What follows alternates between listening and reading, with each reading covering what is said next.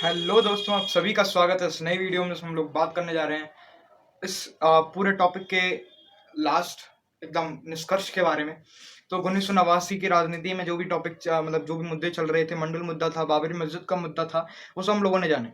अब हम लोग देखते हैं कि 1989 के बाद की राजनीति को गठबंधन की राजनीति कहा जाता है। तो गठबंधन की राजनीति में उस समय कौन कौन से दल थे, कौन कौन से प्रधानमंत्री थे, और उन सभी के बारे में जानकारी लेते हैं। उसके साथ हम लोग इन चीज़ों के बारे में भी जानकारी लेंगे कि उस समय जो नई आर्थिक व्यवस्था है वो भी लागू की गई थी। तो ठीक है, आइए उसको प्रारंभ करते हैं। सबसे पहले 1989 से ही प्रारंभ करते हैं। तो 1989 के बाद में अगर हम लोग बात करें तो 1989 में हमारे जो प्रधानमंत्री बने थे वो बने थे बीपी सिंह, यानी कि विश्व प्रताप सिंह। कौन बने थे? तो काम करते हैं, इस तरफ सन लिख लेते हैं और इस तरफ प्रधानमंत्रियों को लिख लेते हैं, और इस तरफ कुछ जगह छोड़ देते हैं क्योंकि उसमें भी कुछ लिखना होगा। तो आइए देखते हैं 1989 से 90। ठीक है, तो इसमें रहे थे बीपी सिंह। ठीक है। और 1990 से 1991 तक रहे थे चंद्रशेखर। ठीक है। अब बीपी सिंह और चंद्रशेखर जो ये थे, ये कौन सी पार्टी से थे? तो अगर अपन को पता चले भाई साहब, ये थे राष्ट्रीय मोर्चा की सरकार से। राष्ट्रीय मोर्चा। अभी जो राष्ट्रीय मोर्चा की सरकार थी, इसको बहुमत तो मिला नहीं था। इसको समर्थन किसने दिया था? तो इसको बाहरी समर्थन दिया गया था। किसके द्वारा दिया गया था बाहरी समर्थन? बीजेपी और वाम दल। अब देखिए यहाँ पर क्या हो रहा है। बीजेपी और वाम दल जो कि एक दूसरे के प्रतिपक्ष में हैं, यानी कि दोनों उसकी विचारधाराएं एक दूसरे से अलग हैं, फिर भी दोनों एक ही पार्टी को क्या दे रही हैं? समर्थन दे रही है। और बाहरी समर्थन का मतलब मैंने बताया था कि सिर्फ अविश्वास प्रस्ताव पर हम आपको विश्वास मत दे सभा देंगे। ठीक है। राष्ट्रीय मोर्चा को समर्थन दिया था किसने? बीजेपी ने, प्लस वाम दल। ठीक है। अब बात करते हैं 1991 से। 1991 में बीजेपी सॉरी कांग्रेस की मध्यावधि चुनाव होते हैं। कांग्रेस फिर से चुनाव में जीत जाती है। इस समय कांग्रेस को एक बाहरी बहुमत मिलता है। ठीक है, कांग्रेस को बहुमत मिलता है, और इस समय जो प्रधानमंत्री बनते हैं वो बनते हैं पी बी नरसिम्हा राव। कौन बनते हैं? P B Narasimha Rao. ठीक है। तो आइए, sorry, P V Narasimha Rao प्रधानमंत्री बन जाते हैं। P V Narasimha Rao. P V Narasimha Rao 1991 से ही 1996 तक ये रहते हैं। ठीक है, 1996 तक ये प्रधानमंत्री पद पर रहते हैं। ठीक है। इन्हीं के शासनकाल में बहुत सारे काम किए जाते हैं। पहला काम जो किया जाता है वो किया जाता है नई आर्थिक नीति को लागू करना। उस समय हमारे जो वित्त मंत्री थे वो थे हमारे पूर्व प्रधानमंत्री श्री मनमोहन सिंह जी। तो उनके द्वारा नई आर्थिक नीतियों को लागू किया गया। उदारवाद, वैश्वीकरण, निजीकरण, इनको अपनाया गया था, और भी कई नई आर्थिक नीति लागू की गई थी। उसके अलावा कहें कि भाई बाबरी मस्जिद का डेमोलिशन, जिसके बारे में हम लोगों ने इससे पहले वाली वीडियो में पढ़ा, वो भी इन्हीं के काल में हुआ था।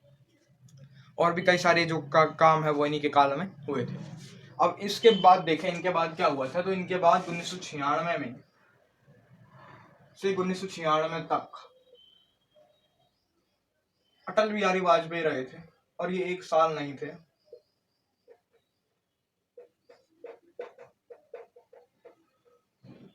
ये 13 दिन की सरकार थी। इन्होंने सरकार बनाई नहीं थी। इनको क्या कि उस समय कोई भी विश्वास मत नहीं ला पाया था, कह सकते हैं कि मतलब बहुमत नहीं ला पाया था। तो उस समय बीजेपी सबसे बड़ा दल था, तो उसको आमंत्रित किया गया था बहुमत के लिए। अब बीजेपी को जब बहुमत के लिए आमंत्रित किया गया तो अटल बिहारी वाजपेयी ने बहुत जय जुगाड़ करके बहुत काम किया भी, पर बहुमत हासिल नहीं कर पाए। बहुमत जब हासिल नहीं कर पाए तो 13 दिन की उनकी सरकार थी, और 13 दिन में उनकी सरकार गिर गई। अब 1996 में फिर से सरकार बनती है,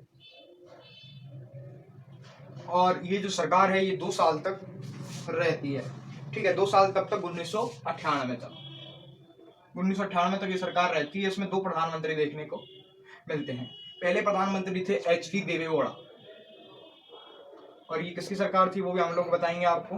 एच डी देवेगौड़ा। और दूसरी थी इसमें थे इंद्र कुमार गुजराल, इंद्र कुमार गुजराल, ठीक है। और ये जो सरकार थी ये थी राष्ट्रीय मोर्चा की सरकार, राष्ट्रीय मोर्चा, और इसको समर्थन दिया था कांग्रेस ने।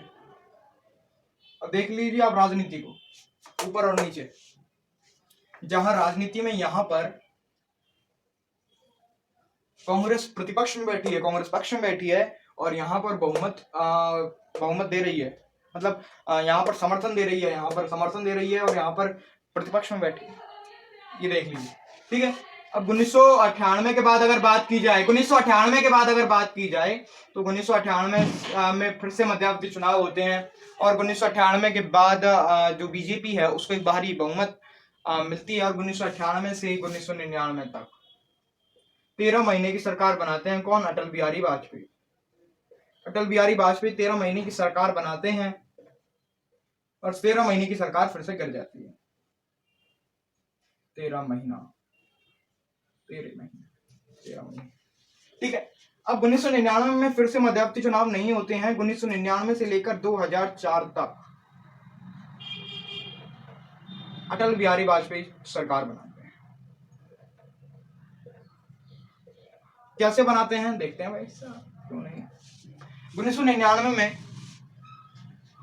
एक गठबंधन का उदय होता है, गठबंधन का उदय होता है, जिसकी प्रमुख पार्टी थी बीजेपी, ठीक है। और उस बीजेपी में कई सारे क्षेत्रीय दल थे, कई सारे अन्य दल थे, उन सबको मिलाकर एक गठबंधन का नाम दिया गया, जिसको कहा गया राजग।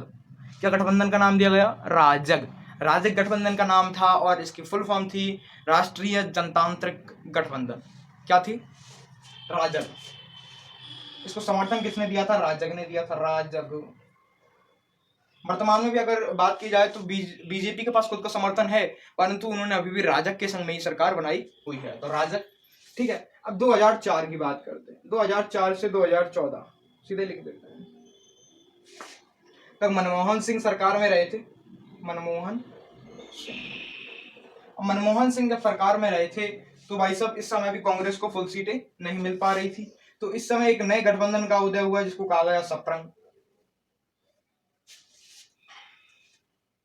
इस सप्रम की फुल फॉर्म थी संयुक्त प्रजातांत्रिक गठबंधन। क्या? संयुक्त प्रजातांत्रिक गठबंधन। और 2014 में फिर से 2022 चल रहा है अभी आगे तक, ठीक है। नरेंद्र मोदी की सरकार है, ठीक है। नरेंद्र मोदी की जो सरकार है वो बनी हुई है राजग पर। किस पर बनी हुई है? राजग पर, ठीक है। देखिए बीजेपी को खुद का बहुमत है, यानी कि बीजेपी के पास इतनी ताकत है कि वो खुद के दम पर सरकार बना सकती है, परंतु बीजेपी ने अपना जो बहुमत का दल है जो राजग, उसको नहीं छोड़ा है, एनडीए जिसको कहते हैं, ठीक है। अब इनकी फुल फॉर्म यहां पर मैं लिख रहा हूं, राजग। राजग का मतलब है राष्ट्रीय जनतांत्रिक गठबंधन, राष्ट्रीय जनतांत्रिक गठबंधन। और सप्रम संयुक्त प्रजातांत्रिक गठबंधन, प्रजातांत्रिक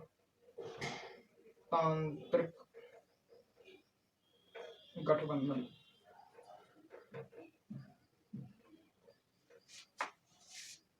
देखिए 1989 से लेकर 2000 अब वर्तमान तक की जो सरकारें हैं उनके बारे में ये वीडियो हुआ।